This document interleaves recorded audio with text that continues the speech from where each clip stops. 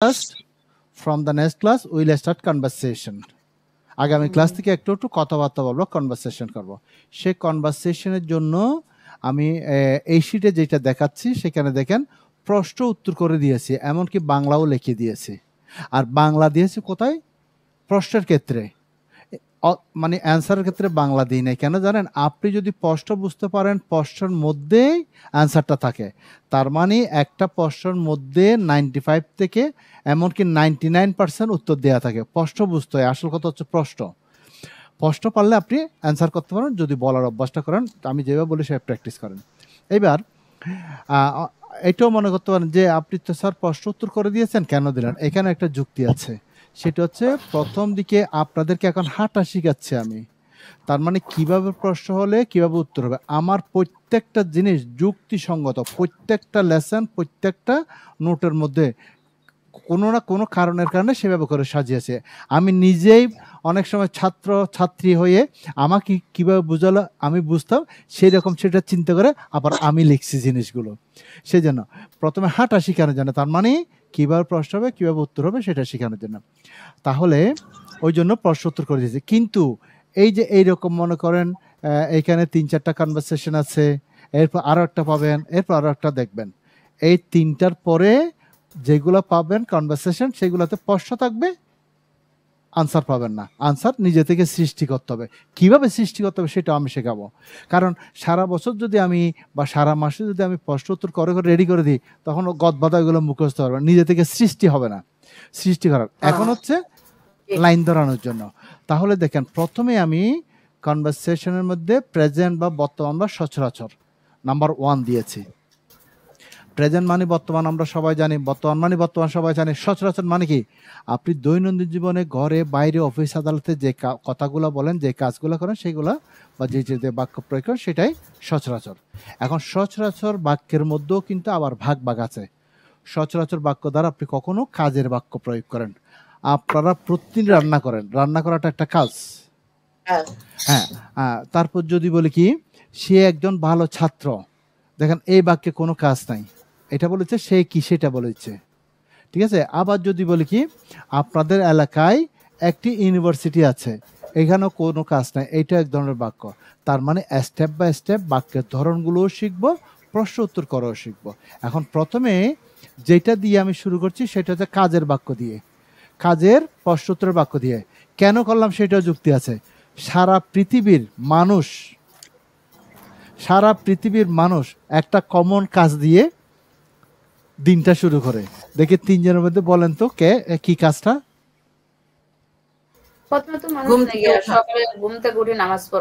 ঘুম থেকে উঠাটা হচ্ছে প্রথম কাজ। প্রথমে তো উঠতে হবে, গুড।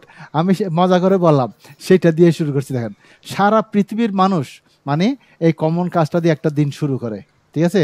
এইবার সে হিন্দু হলে তার ধর্ম অনুযায়ী করবে, মুসলমান হলে নামাজ পড়ে ইত্যাদি, কিন্তু প্রথম কাজ হচ্ছে ঘুম থেকে ওঠা।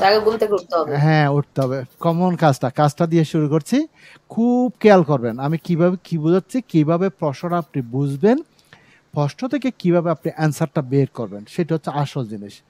প্রথমে দেখেন আপনি সকাল কয়টায় ঘুম থেকে উঠেন, বাক্যটা কি বর্তমান নাকি অতীত নাকি ভবিষ্যৎ, বাক্যটা যত বড় হোক না কেন আপনি সেই কথাটা বুঝবেন বাংলা বাক্যের শেষের শব্দটা দিয়ে। এই যে দেখেন আপনি সকাল কয়টায় ঘুম থেকে উঠেন মানে সচরাচর। আমি যদি বলতাম আপনি কয়টায় ঘুম থেকে উঠেছিলেন, সব ঠিক আছে, উঠেছিলেন অতীতে চলে গেছে। হ্যাঁ, আমি যদি বলি আপনি সকাল কয়টায় ঘুম থেকে উঠবেন, সব ঠিক আছে, শুধু উঠবেন। তার মানে আপনার টেন্স বলেন সেন্স বলেন, হ্যাঁ ভবিষ্যৎ ফিউচার, আপনি টেন্স বলেন সেন্স বলেন।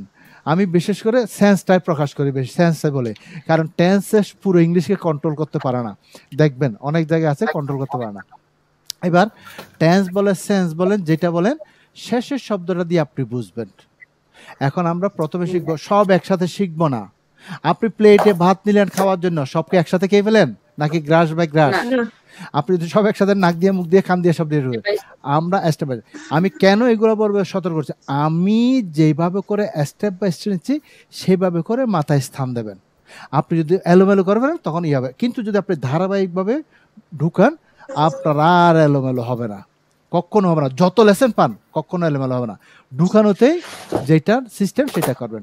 এবার দেখেন তাহলে আমরা এখন পেলাম কি আপনি সকাল কয়টায় ঘুম থেকে উঠেন, এটা হচ্ছে একটা সচরাচর বাক্য এবং সেটা কাজের বাক্য, কারণ শেষের শব্দ দিয়ে বুঝবেন আপনি বাক্যটা কাজের না কাজ না। ঘুম থেকে উঠে একটা কাজ। এইবার সেটাকে ইংরেজি করার জন্য দেখেন গতদিন পড়িয়েছি হোয়াট টাইম, কয়টায় শিখিয়েছি না গতদিন অবশ্যই শিখিয়েছি। কোথায় শিখিয়েছি দেখেন গতদিন আমরা হ্যাঁ ডব্লিউএস কোয়েশ্চেন, এগুলা ধারাবাহিকভাবে মনে রাখবেন। এই যে দেখেন আছে কয়টায়, কথাটা কোথায় আছে, এই যে এখানে আছে কয়টায় হোয়াট টাইম, সেটা দিয়ে শুরু করতে, কারণ এইটা না ধরলে কালকেও পড়ার সময় বলছি এইটা না বুঝলে আপনি প্রশ্ন বুঝতে পারবেন না, প্রশ্ন না বুঝলে উত্তর দিতে পারবেন না, আপনি অন্যকে প্রশ্ন করতে পারবেন না। এইবার তাহলে সেটা দেখেন এই যে কয়টায়। এইবার দেখেন এই কথাটা হচ্ছে বর্তমান, আমি একটু দাগ দিয়ে দিই তাহলে আপনাদের ধরাটা শুদ্ধ হবে। এই যে দেখেন উঠোনটা হচ্ছে এখানে কাজ, এই কাজটাকে আপনি স্পষ্ট করছেন। হ্যাঁ প্রশ্নটা কি দিয়ে করতে হবে, সচরাচর প্রশ্নটা ডু দিয়ে করতে হবে, মাথায় ঢুকাবেন না, সচরাচর বাক্যকে প্রশ্ন করতে হয় ডু দিয়ে। এইটা পাচ্ছেন আপনি কয়টার জন্য, প্রশ্ন করতে হয় ডু দিয়ে। হ্যাঁ আর পার্সন বাক্যকে প্রশ্ন করতে হয় ডু দিয়ে। আর যদি বাক্যটা থার্ড পার্সন হয় হি সি ইট হয়, এইটাও শিখবো আমরা সামনে, তখন ডাস দিয়ে প্রশ্ন করতে হয়, ডু ডাস দিয়ে। এখন দেখেন আমি প্রশ্নটা কাকে করতেছি, ইউকে, কাকে করতেছি, এই যে দেখেন বুঝে নেন, আগে একটা বুঝলে আপনি কোটি কোটি লাখ লাখ বাক্য করতে পারবেন। প্রশ্নটা করতেছি কাকে, ইউকে প্রশ্ন করতেছি, ওই যে আপনি উঠেন এই যে আপনাকে প্রশ্ন করতেছি। এবার আপনার কাজটা কি, এইটা হচ্ছে ইউর পরে সাবজেক্টের পরে, এই যে গেট আপ ঘুম থেকে ওঠা, ঠিক আছে। এই জিনিস হচ্ছে কয়টায় বাড়তি অংশ, আপনি সচরাচর বাক্যের জন্য প্রশ্ন করতেছেন ডু দিয়ে, কাকে প্রশ্ন করতেছেন, ইউকে, আপনাকে, তোমাকে, তাকে, মানে আমাকে, যেটা হোক না কেন সেটা এটা এখানে আসবে। এবার যে কাজটার জন্য জানতে চাইবো সেটা সাবজেক্টের পরে, এইটা হচ্ছে সাবজেক্টের গেট আপ। এবার এই জিনিসগুলো হচ্ছে বাক্যের বাড়তি অংশ, এই জিনিসগুলো বাক্য বাংলা যেভাবে বলে সে অনুযায়ী জগতের সব ইংলিশে একই। ইংরেজিতে পরিবর্তনটা কোথায় জানেন, বাংলাতে যেমন একটু আগে শিখিয়েছি আপনি সকাল কয়টায় ঘুম থেকে উঠেন, এই যে পরিবর্তন, আপনি সকাল কয়টায় ঘুম থেকে উঠেছিলেন, এই যে পরিবর্তন, আপনি সকাল কয়টায় ঘুম থেকে উঠবেন ভবিষ্যৎ। বাংলা বাক্য হচ্ছে শেষে পরিবর্তনটা, ইংরেজি বাক্য হচ্ছে পরিবর্তনটা কোথায়, এই যে সাবজেক্টের সাথে পরিবর্তনটা। আপনি যদি অতীত তো শুধু এখানে পরিবর্তন করতেন, দেখেন ডিড করতেন, যদি ভবিষ্যতে তো এখানে উইল করতেন। আমরা এগুলো স্টেপ বাই স্টেপ পাবো। তাহলে আমি আবার বলছি, আমি কয়টার জন্য শুরুতে ডব্লিউএস ওয়ার্ড লাগাবো হোয়াট টাইম, তারপর সচরাচর বাক্যকে স্পষ্ট করার জন্য ইউকে স্পষ্ট করবো ডু দিয়ে, ইউর কাজটা সাবজেক্টের পরে আসবে। এবার বাংলা বাক্যে বাকি অংশ যেটা থাকবে সেটা ভার্বের পরে বসাবো। এইগুলো নিয়ে চিন্তা করতে না, কেন জানেন, জগতের সব ইংলিশে একই, শুধু আপনার পরিবর্তন হচ্ছে এই ভার্ব পর্যন্ত, এই জায়গাটা, আর কোনো পরিবর্তন নেই।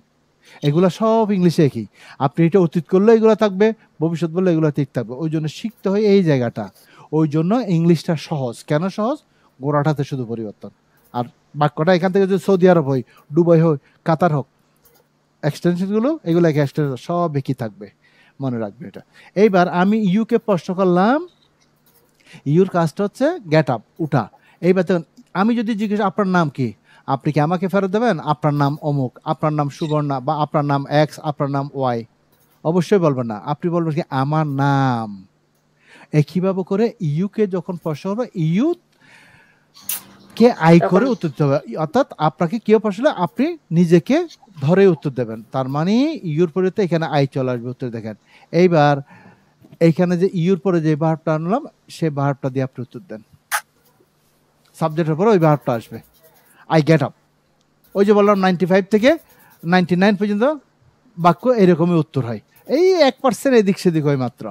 তাহলে আই গেট আপ। এইবার আমার জানার বিষয় কি, আপনার কাজ সম্পর্কে জানলাম, কিন্তু জানার বিষয় কি, গুরুত্ব হচ্ছে কোনটা, কয়টায় উঠেন, কয়টায়, এই কয়টাটা ভার্বের পরে বসাবো।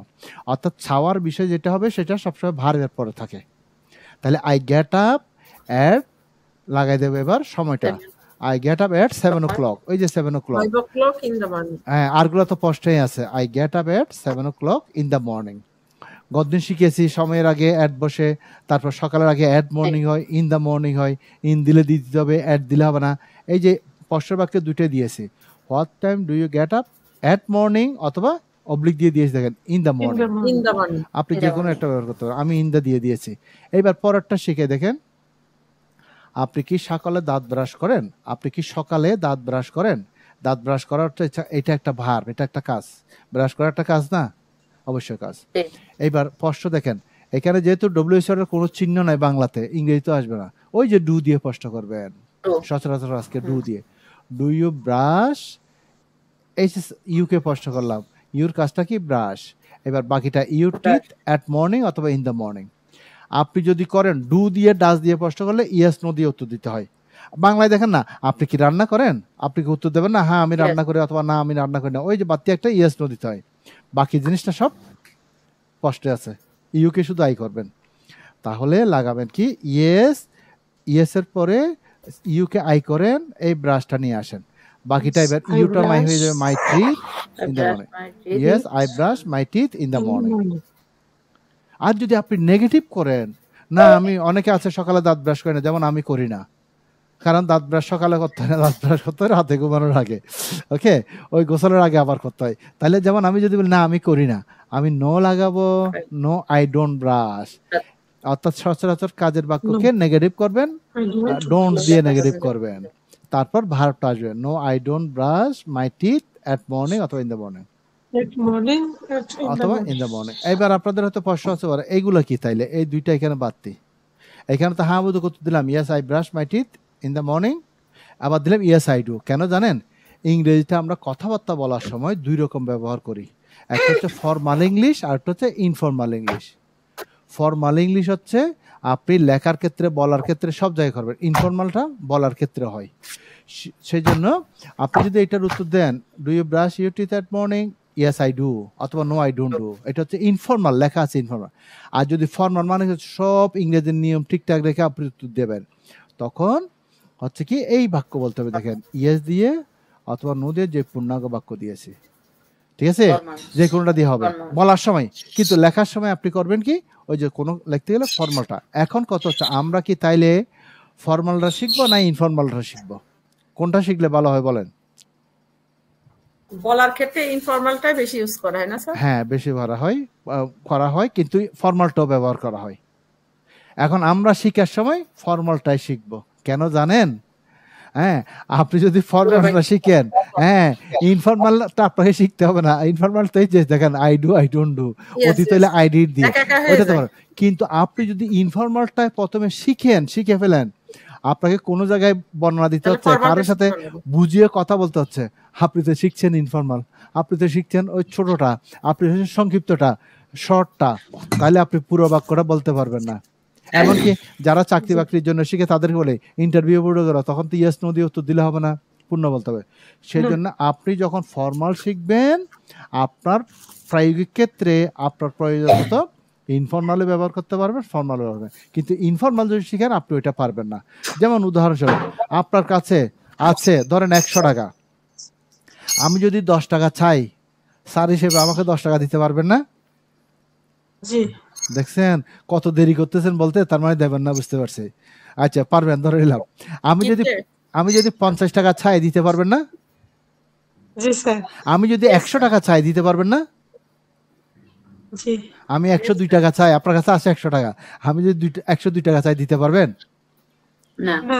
ওই ব্যাপারটা হচ্ছে এমন। ওই জন্য আপনি ফর্মাল শিখলে সব দিকে করতে পারবেন, ইনফর্মাল শিখলে শুধু মানে ইয়েস নো দিয়ে উত্তর ওই যে সংক্ষিপ্ত আকারে দিতে পারবেন, ওইটা হলে ঝামেলা হয়। আমরা ফর্মালটা শিখবো, সেই জন্য ফর্মালে দিয়ে আছে। হ্যাঁ, এইভাবে করে প্রতিটার ফর্মাল ইনফর্মাল হবে। কয়েকটা উদাহরণ দিয়েছি। এইবার আমার বোঝানো শেষ, একটা দুইটা বাক্য দিয়ে বোঝানো মানে বাকিটা হচ্ছে মানে একই রকম যাবে। এখন আগামী দিনের জন্য এই যে কনভারসেশন ওয়ানটা থাকবে, সরি প্রেজেন্টের ওয়ানটা থাকবে, এটার এই পর্যন্ত আছে, এটা 2 পৃষ্ঠা আছে, 1 পৃষ্ঠার এতটুকু পর্যন্ত দিলে কেমন হয়? 19 পর্যন্ত প্র্যাকটিসের জন্য মনে হয় ঠিক আছে। আচ্ছা আপনারা বলেন। এইগুলা কঠিন কিছু না। আচ্ছা এইবার আমার সামনে একবার পরে দেখবেন সবাই 1 থেকে 19 পর্যন্ত প্রশ্ন উত্তর করে যার যার মতো করে পরে যাবেন। কোনো জায়গায় বুঝতে সমস্যা হলে আমাকে বলবেন, যে আমি বুঝিয়ে দেব। তার মানে আমার সামনে পড়া মানে কি, আমি বললাম না বুঝিয়ে দিয়ে আমি ছেড়ে দিন, আমার সামনে প্র্যাকটিস করতে হয়। বুঝিয়ে দেব, বুঝিয়ে দিলাম, আপনি এখন প্র্যাকটিস করেন, কোনো জায়গায় সমস্যা হলে বুঝিয়ে দেবো। এইবার আপনারা করবেন কি, একটু সময় দেবেন বাসায়, মনে করেন 1 ঘন্টা শনি সোম বুধে পড়তেছেন, আর রবি মঙ্গল বৃহস্পতি 1 ঘন্টা সময় বের করে এগুলো প্র্যাকটিস, যত প্র্যাকটিস তত উপকার। এখন প্র্যাকটিস করার সময় কি করবেন, এখন তো পড়বেন বাংলাটা, প্রশ্নটা, উত্তরটা, না বুঝলে বুঝে নেবেন, আমি ছট করে বুঝিয়ে দেব। এবার করবেন কি, বাসায় পড়ার সময় বাংলাটা আর পড়বেন না, বাংলাটা হচ্ছে বোঝার জন্য দিয়েছে, আপনি বাংলাটা প্র্যাকটিস করবেন না, প্র্যাকটিস করবেন ইংরেজি প্রশ্ন, ইংরেজি উত্তর। প্র্যাকটিসের ধরনটা কেমন হবে দেখেন। 1 নাম্বার আমি কি বলি এটা খেয়াল করেন। What time do you get up in the morning? I get up at 7 o'clock in the morning. What time do you get up in the morning? I get up at 7 o'clock in the morning. What time do you get up in the morning? I get up at 7 o'clock in the morning. কয়বার বললাম প্রশ্ন উত্তর? 3 বার। প্রতিটাকে বাসায় এভাবে 3 বার করে পড়বেন, দেখবেন যে 3 বার করে পড়ার পরে আপনাকে এগুলো মুখস্থ করতে হবে না, আপনার মুখটা অটোমেটিক চালু হচ্ছে। এবং আরো একটা ব্যাপার হচ্ছে কি, আপনি নিজের সাথে নিজে কথা বলবেন, আপনার পার্টনারের দরকার নাই, নিজের সাথে নিজে কথা বলবেন। এবার আগামী ক্লাসে আমি প্রশ্ন করব, এখান থেকে না দেখে উত্তর দিতে হবে, যেভাবে হোক সমস্যা নাই, ভুল হলে আমার ক্লাসে কোনো সমস্যা নাই, ভুল করেই তো আমরা শিখি। আমি উৎসাহিত করি, আমি বকাঝকা করি না, আমি হ্যাঁ আমি উৎসাহিত করি, ভুল হোক, ভুলটা আমি সংশোধন করি। না না না দরকার নাই, আপনি উৎসাহিত করি কেন করি, আপনি যদি ভুল করব, বকা খাবো বা কেউ কি মনে করবে সেটা করে মুখ থেকে বের না করেন, তাহলে কিন্তু আপনার মুখটা চালো না। ভুল করলে তো আমি বুঝতে পারবো আপনার, হ্যাঁ আপনার ভুলটা কোথায় হচ্ছে আমি শিখিয়ে দিলাম, আর সাহস করে বের করতে হবে। আর যদি মনে করেন বের না করেন, তাহলে আমি একটা কথা বলি, কিভাবে ক্লাসে বলি, ট্রেনের টিকিট করে আপনি হেঁটে যাবেন, বুঝতে পারছেন, ট্রেনের টিকিট করে আপনি ট্রেন উঠতে পারলেন না, কিন্তু আপনি যদি আমি যেভাবে তুমি আমার সাথে বলতে থাকো, বলবেন, আপনি এইভাবে কয়েকটা করার পরে, গুড, 2-3টা কনভারসেশন টপিক করার পরে বলা শুরু, দেখবেন যে আপনারও মনে সাহস এসে গেছে, তখন আপনি পারবেন। এইবার তাহলে ঠিক আছে, আমরা করি কি, আপনাদের মতো করে আপনারা নিজেরা পড়েন, 3 জন একসাথে পড়বেন, যার সমস্যা মনে হবে বলবেন, একজনের জন্য বলবেন, 3 জনের জন্য। এখন বাংলা প্রশ্ন উত্তর এইভাবে করে যান, স্টার্ট। এখান থেকে দেখে সকাল কয়টায় ঘুম থেকে ওঠেন? What time do you get up in the morning? I get up at 7 o'clock in the morning. আপনি কি সকালে দাঁত ব্রাশ করেন? Do you brush your teeth in the morning?